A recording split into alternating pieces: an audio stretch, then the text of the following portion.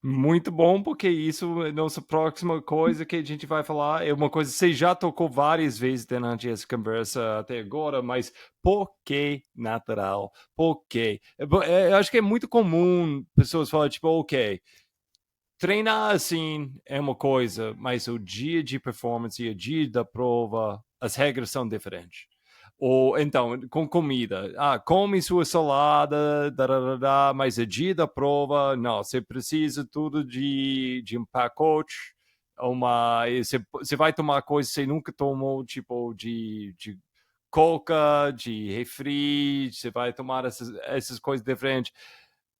Eu quero ouvir, tipo, por que você acha que natural é um jeito melhor? E quando você vai olhando nessas coisas que saem da fábrica, tipo, ou, quando é isotônico, como você acabou de falar, ou até o próprio gel, quando você olha na sachê de um gel, quais ingredientes? É uma bandeira de cuidado para você. Joia, eu vou começar essa resposta dizendo que o que não é natural, né, falando um pouco do contrário, é um avanço da ciência. E se é um avanço da ciência, a gente tem como olhar para isso tudo com cuidado também, com atenção, porque hoje viabiliza muita coisa. Então foi por ser sintético que a gente conseguiu avançar muito na ciência. A gente precisa validar isso, né? Então, hoje a indústria ela consegue viabilizar muita coisa dentro da suplementação que um dia foi inimaginável, né? Então, quando a gente fala de gel no passado, Roger, como era isso, né? Não existia esses superfoods. É completamente outro universo, assim. E hoje a gente já consegue entender alguns avanços da indústria que permitem que a gente tenha ali uma suplementação que não seja natural. Mas eu acho que isso, inclusive, é um dos pontos de atenção. Então, eu costumo brincar até em ativação. Eu realmente converso muito com o público da Mambora. Eu gosto de estar sempre presente para conversar com o consumidor. Estou falando da Mambora porque é uma linha natural, uma marca de produtos naturais. Assim como, por exemplo, a Leão também é. A Leão é uma marca de insumos naturais. É, por que é importante a gente conversar com essas pessoas? Porque muitas vezes elas estão consumindo no produto tradicional, no produto, né, no concorrente, no que a gente tem de opção ali na categoria desses produtos, coisas que elas nem sabem o que são. Elas não sabem decodificar aquele nome que está dentro daquela tabela nutricional, né? E aí eu já pego até mais um ponto que você trouxe. Que atenção você tem? Eu tenho atenção e eu peço para que os meus pacientes e esses clientes que a gente tem a oportunidade de conversar busquem entender o que é esse nome diferente que está nessa embalagem que você não sabe o que é e você está consumindo todos os dias. Então, essa sementinha foi o que a gente falou. Vamos plantar algumas sementinhas de intenção, né? De questionamento do que a gente está consumindo. Então, muitas vezes, esses nomes, eles são nomes químicos, eles são nomes processados. E que, a longo prazo, não vão trazer sempre benefícios para o organismo da gente. Eles podem trazer, eles podem estar atrelados à performance, eles podem ter algumas comprovações, mas a longo prazo, quando a gente fala de um consumo frequente, muitos desses químicos ainda não são nem estudados de forma suficiente para que a gente consiga dizer, não, eles fazem só o bem mesmo. Assim como hoje a gente já vem entendendo uma série de corantes que são proibidos em várias partes do mundo, em outras não, uma série de aditivos químicos e conservantes que já sinalizam uma série de desenvolvimento de câncer, estímulos de genes voltados para esse tipo de disrupção metabólica, que causa um câncer, um problema intestinal específico, que desenvolve talvez uma gastrite ou qualquer outro desconforto gástrico que a longo prazo vai causar desconforto, que a algum momento vai chegar. Então, quando a gente fala da alimentação natural, Roger, é uma linha que eu sigo na minha vida, além de nutrição, porque a gente está falando de um alimento. E esse alimento, o nosso corpo consegue identificar muito melhor do que um composto químico 90% das vezes. A gente pode usar o composto químico como um auxiliador de performance, e em muitos casos eles não têm caso negativo algum, porque a gente tem de comprovação, inclusive, é extremamente positivo e consegue viabilizar uma série uma série de processos que auxiliam a performance. Mas, em contrapartida, a gente tem uma série de respaldo que fala sobre o composto químico sendo um disruptivo gástrico. E aí a gente fala gástrico-intestinal, e aí a gente fala do intestino como o segundo cérebro do corpo.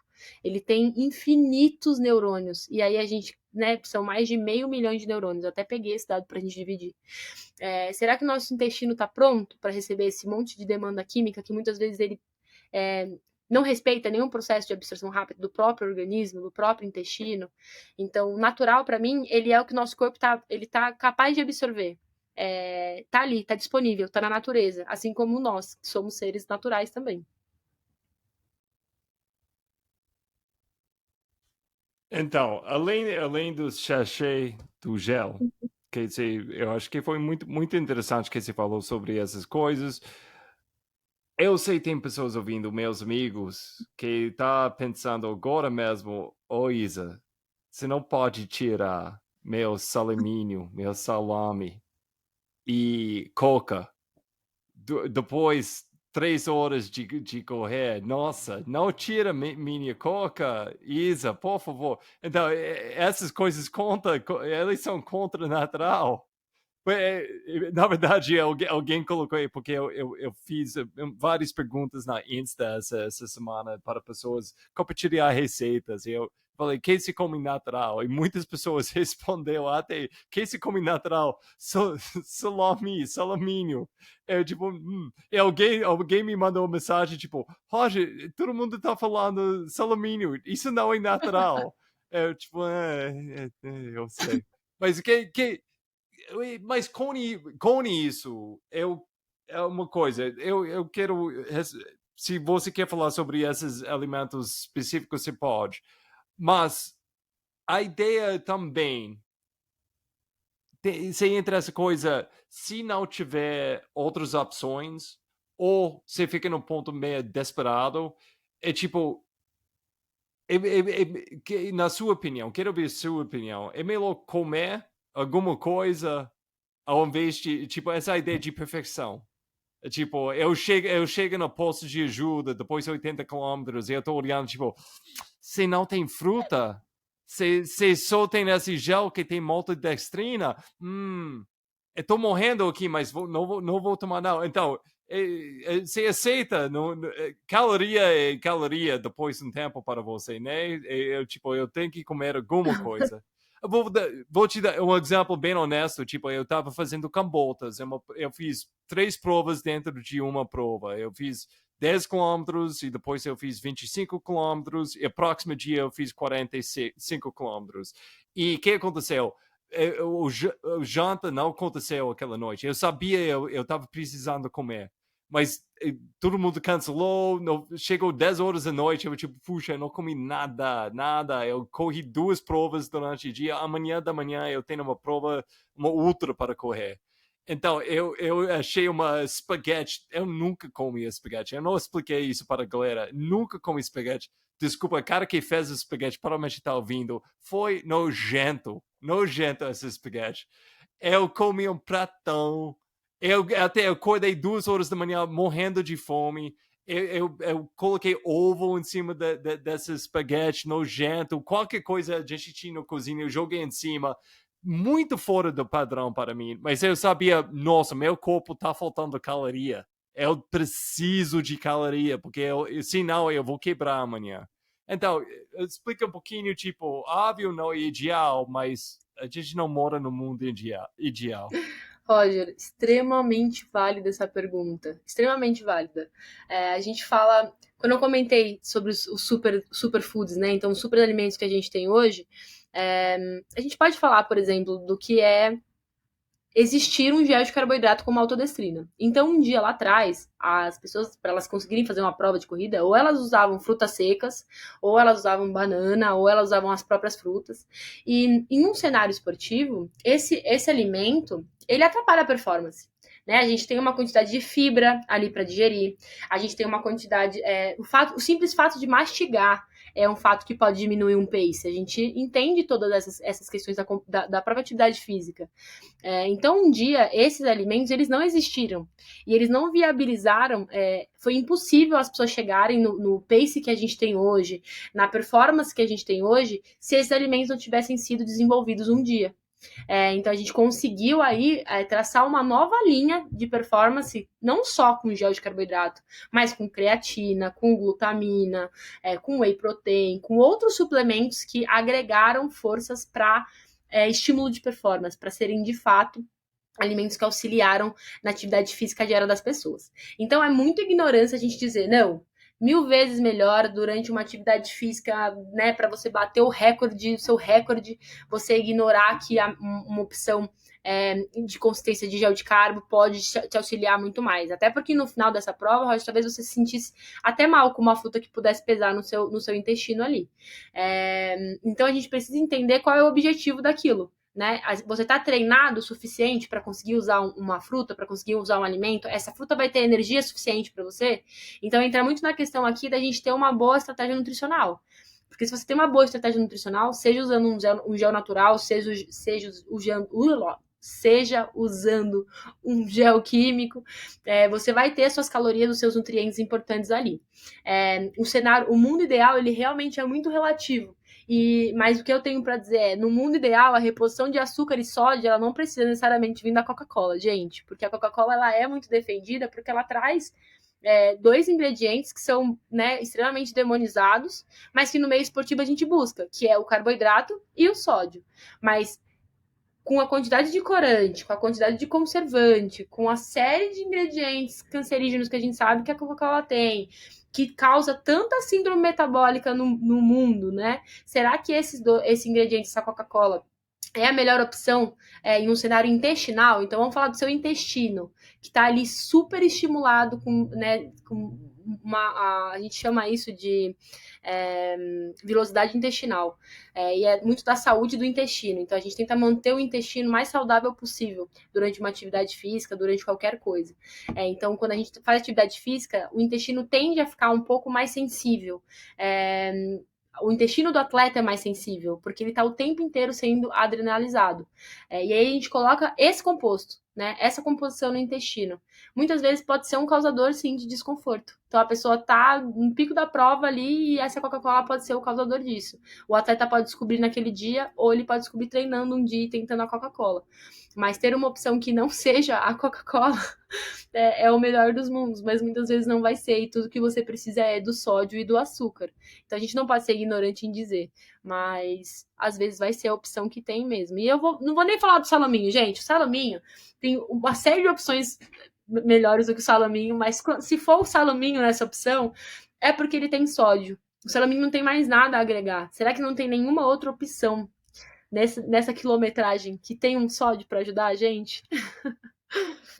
Ô, Isa, eu não quero para você ficar cancelado no mundo de ultra e falar Não mal de, vou, não de vou. salaminho e coca. Então, você está falando, se não ter outra opção, vai lá e come, Vamos com você pode esse. tomar É isso, isso. mas se tiver outra coisa nessa mesa, vamos pegar qualquer outra coisa, Sim, é um exemplo. incluindo comendo a mesa mesmo. Então. É um exemplo, vou trazer de novo o exemplo do carro. Se a gente está sem gasolina, no meio da estrada, só tem um posto que você não faz ideia de qual posto é aquele, que tipo de gasolina que eles colocam ali. O posto não tem nem bandeira, você não faz ideia de onde é que você tá. Mas se você ficar sem gasolina, você vai chegar aonde? Você não chega, né? Então vamos comer esse salame, vamos comer essa Coca-Cola, mas é importantíssimo entender, gente, tem uma estratégia nutricional na mochila, não vamos usar eles, não. Vamos entender o que a gente precisa para o corpo da gente, é muito melhor e, enfim, agrega muito mais saúde, bem-estar, saúde, manutenção da saúde do intestino. Tem muitos pontos aqui que a gente consegue levantar a bandeira de comer à mesa, às vezes. Brincadeira. Então, muito fibre nessa mesa. Rápido, vamos falar sobre estratégia para corridas diferentes. Vamos supor, a gente tem um atleta mais ou menos comum, treinando, ele treinou tipo um ano para fazer o 10 km, o 10 mil, lá na sábado, em Belo Horizonte seria lá na Pampulha, São Paulo, eu não sei onde a maioria das provas acontece durante o fim de semana, mas os lugares clássicos. Então, ele vai correr, vamos falar, 40 minutos até uma hora. Qual tipo de estratégia você tem? E vamos colocar tudo no contexto de natural. Essa semana, muitas pessoas foram compartilhando comigo essas receitas naturais. Vamos falar umas receitas naturais para essa pessoa, essa homem, mulher, que vai fazer essa 10 mil lá na Pampulha, lá no parque em São Paulo. Legal. A gente, considerando que ela vai fazer esses 10 quilômetros, ela vai poder ali, vamos pensar um pace de 6, né, de uma pessoa que treinou aí esse período, ela vai precisar de mais de uma horinha, talvez, dependendo ali, né? Então, considerando a mais de uma hora, justamente para ela conseguir terminar a prova bem. Aquela sensação, eu costumo brincar com o atleta, que a sensação de atropelamento que a gente tem depois de uma prova, obviamente, dependendo da distância, esse atropelamento vai acontecer pelo desgaste físico. Mas em uma prova de 10 km, não é pra gente se sentir tão atropelado, né? Então, em algum momento, a gente errou ali na mão, na dosagem do combustível que a gente estava dando. Pode ser que tenha faltado. Então, para uma prova de 10, usar um gel é uma estratégia excelente para manutenção do bem-estar, para evitar a fadiga. Então, um gel de 100 calorias, 110 calorias, a gente já fala de um produto bacana.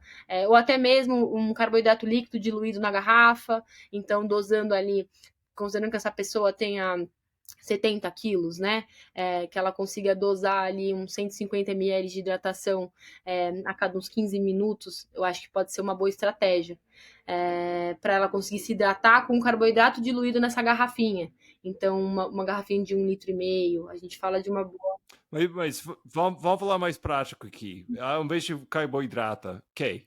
Eu não eu abri a gaveta e não vi carboidrato aí. Eu vi banana, eu vi mel, eu vi sal. Como vai ser essa bebida? Como vai ser esse gel? Eu acho importante para essa bebida a gente conseguir diluir uma polpa de fruta, se a gente tiver uma polpa de fruta que seja de maracujá, voltando mais para uma menor densidade, então não uma polpa que seja muito concentrada, para ter um maior conforto. A gente consegue adoçar também com mel, então vamos colocar um pouquinho de mel, ali a gente já fala de 2 tipos de açúcares diferentes, né?